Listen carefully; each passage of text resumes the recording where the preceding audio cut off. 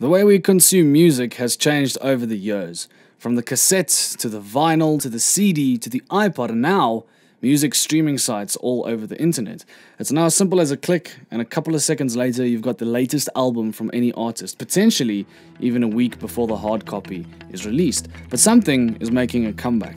According to Nielsen's SoundScan, 2014 was a pretty bad year for digital music sales, but great for the vinyl. In 2014, 9.2 million vinyls were sold, a 52% jump from the previous year in vinyl sales. It might be time to dust those old vinyls off and start listening to vinyls once again. We speak to Barney Stathakis, one of South Africa's most recommended vinyl salesmen, about the legacy of vinyl collecting. You see, all these are Beatles. Because you on the SA Vinyl, you say you kind of like specialize in Beatles. Yeah. So all of this is Beatles. Yeah. You see, I can show you now, for instance, this came out on CD only in South Africa, but overseas it came out on vinyl. Let It Be Naked. And okay, this is a good one to get. You see, now, when this released in the late 60s, 69 or so, George Martin was the Beatles producer yes, all along in the 60s. And he even helped out with Paul McCartney after. Yeah, that's quite right. Yeah.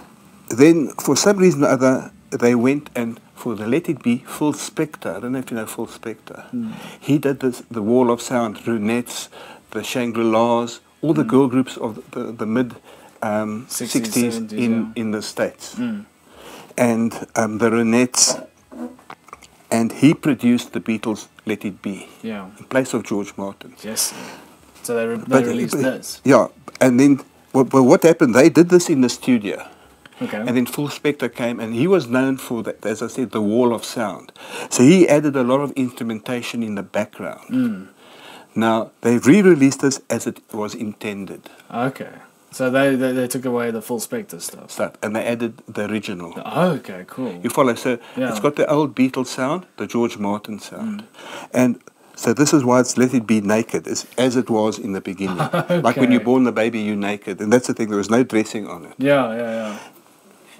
Hey? No, I'm getting it, don't worry. Yeah, don't okay. worry. And then what I like about this is, okay, it's got the LP in, but now in the CD, the CD also comes with a booklet. The booklet, yeah. But this one comes with a book.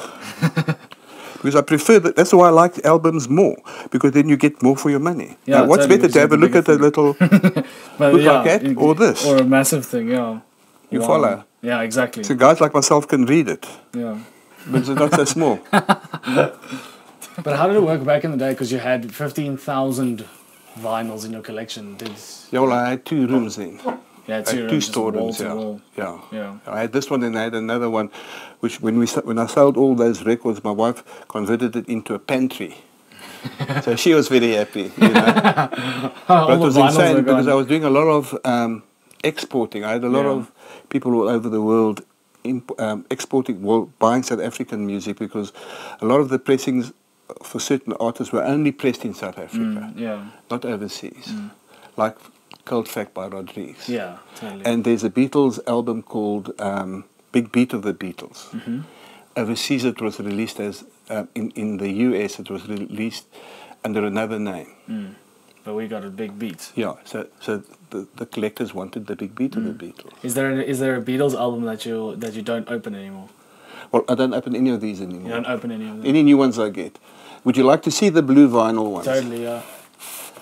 What would you say the values are going to be in? Let me see, this is one of the blue ones. Yeah. You see, the value always increases. It's an investment. Yeah. Because, you know, it's also on supply and demand, and you don't get the supply anymore. So the Beatles blue, which is lovely. Yeah, totally. And then the Beatles red came out like that.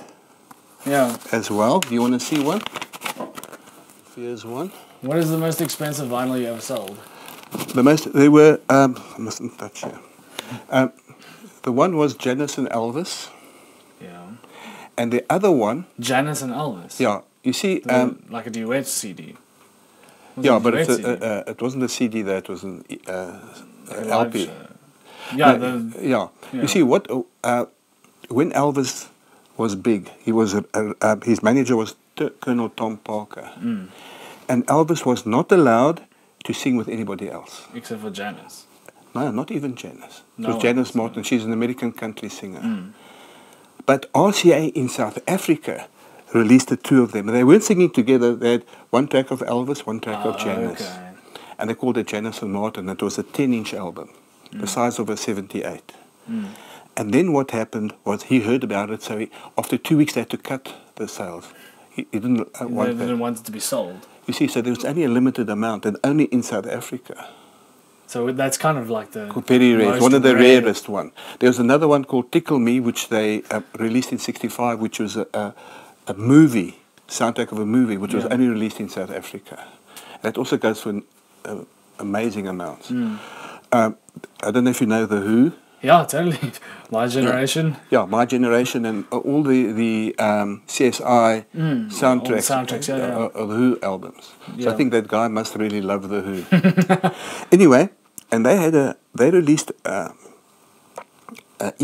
single in South Africa called Instant Party. But in over the world it was released as Circles. Yeah. And I sold that once for $1,000. So that's basically 12,000 rand. Yeah. Now, that was one of the most expensive ones. And then Janice and Elvis as well. I can't remember how much it was. So that was quite nice. Yeah, flip it. Did you use the rest to buy the rest of your? Because you sold your entire 15,000 collection, right? Yeah. All of it. All Yeah. of it gone. So when did you start? What year did you start building the rest of the collection again? Well, look, it was about 10 years ago I sold the collection. Okay, so you started again Yeah. about 10 years Yeah. ago, which isn't too long ago, really. No, but I 2000s. bought a hang of a lot again. Yeah, totally. I mean, And some of the stuff the guy didn't take, he wanted certain things, he didn't want so much of this. But this is all my South African artists. how many duplicates do you have? I have quite a few. If I like an artist, I'll buy.